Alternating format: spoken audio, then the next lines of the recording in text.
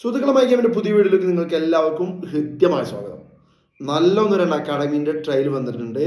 ആ trial announce ചെയ്യാൻ വേണ്ടിയിട്ടാണ് ഇന്നത്തെ വീഡിയോ ചെയ്യുന്നത്. പക്ഷേ നിർഭാഗ്യകരമെന്ന് പറയട്ടെ, നിങ്ങൾ കുടുങ്ങിയിട്ടുണ്ട്. കാരണം ഈ പ്രധാനപ്പെട്ട രണ്ട് അക്കാഡമിൻ്റെയും ട്രയൽ നടക്കുന്നത് ഒരേ ദിവസമാണ്, ഒരേ സമയത്താണ്, വ്യത്യസ്തമായ സ്ഥലത്ത് വെച്ചാണ്.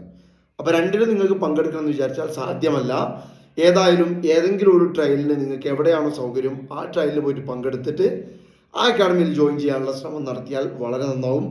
സോ നമ്മളെ കേരളത്തിലെ ഏറ്റവും പ്രധാനപ്പെട്ട അക്കാഡമികളിലൊന്നായ പറപ്പൂർ ഫുട്ബോൾ അക്കാഡമിൻ്റെയും അതുപോലെ തന്നെ മുത്തൂർ ഫുട്ബോൾ അക്കാഡമിൻ്റെയും ട്രയലുകളാണ് തൊട്ടടുത്ത ദിവസം വരാൻ നിൽക്കുന്നത്.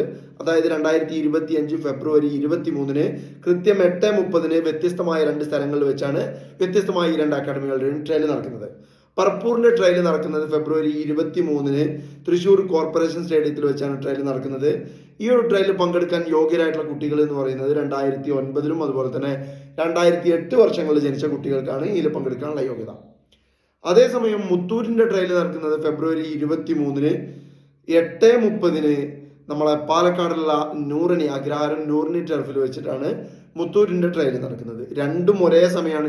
8:30 ട്രയൽ നടക്കുന്ന സമയം. സോ നിങ്ങൾക്ക് രണ്ട് ട്രയലിലും ഒരേ സമയം പങ്കെടുക്കാൻ പറ്റില്ല എന്നുള്ളത് വളരെ ഖേദകരമായ കാര്യമാണ്. പക്ഷേ നിങ്ങൾക്ക് എവിടെയാണോ സൗകര്യം അവിടെ നിങ്ങൾക്ക് പങ്കെടുക്കാവുന്നതാണ്.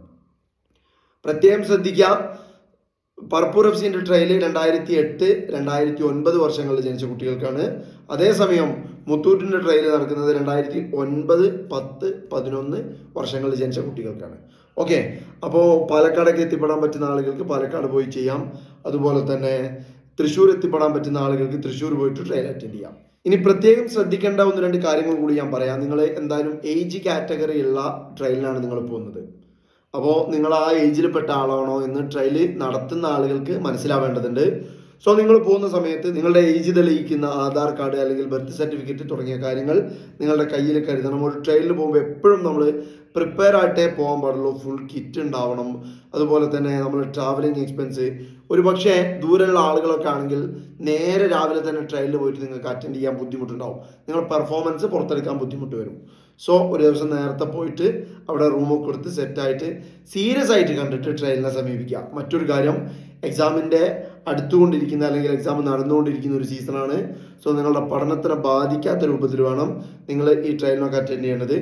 ഇങ്ങനെ എന്ന് വെച്ച് എക്സാമുള്ള സമയം വെച്ച് ട്രയലിന് പോവാതിരുന്നാൽ നിങ്ങൾ എക്സാമൊക്കെ കഴിഞ്ഞിട്ട് ട്രയലിൽ നിങ്ങൾ തിരയുന്ന സമയത്ത് നല്ല അക്കാഡമികളുടെയും നല്ല സ്കൂളുകളുടെയും നല്ല കോളേജുകളുടെയൊക്കെ ട്രയൽ കഴിഞ്ഞു പോകാനും സാധ്യതയുണ്ട്.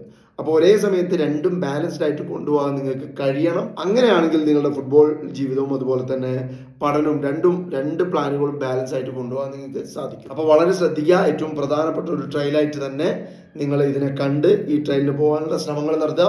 പിന്നെ ഈ ട്രയലുകളൊക്കെ നമ്മൾ പോസ്റ്റ് കണ്ടിട്ടും അതുപോലെ തന്നെ അവരുടെ പേജിൽ നിന്നും നമുക്ക് വരുന്ന സജഷൻസും ഒക്കെ നോക്കിയിട്ടാണ് ഈ ട്രയലുകളൊക്കെ നമ്മൾ നിങ്ങളെ അറിയിക്കുന്നത്. സോ ഇതുമായിട്ട് ബന്ധപ്പെട്ട് എന്തെങ്കിലും ഡൗട്ടുകൾ നിങ്ങൾക്കുണ്ടെങ്കിൽ ട്രയലിന് വെറുതെ ചാടിക്കയറി പോകരുത്. എല്ലാം അന്വേഷിച്ച് കൃത്യമായി മനസ്സിലാക്കിയതിന് ശേഷം പോവുക. അതോടൊപ്പം അവരുടെ പേജുകൾ അവരുടെ പോസ്റ്റുകളൊക്കെ ഫോളോ ചെയ്ത് അത് മനസ്സിലാക്കിയതിന് ശേഷം കോൺടാക്ട് ചെയ്തതിന് ശേഷം മാത്രം ട്രയലിന് പോവുക. എല്ലാവർക്കും ട്രയലിന് പോയിട്ട് നല്ല ഭാവി ഉണ്ടാവട്ടെ എന്ന് ആശംസിക്കുന്നു. പുതിയ വിശേഷങ്ങളുമായി പുതിയ ട്രയൽ അപ്ഡേറ്റ്സുമായിട്ടൊക്കെ നമുക്ക് വരുന്ന വീഡിയോസിൽ കാണാം. അതുവരെ നിങ്ങൾക്കെല്ലാം ശുഭദിനം ആശംസിക്കുന്നു.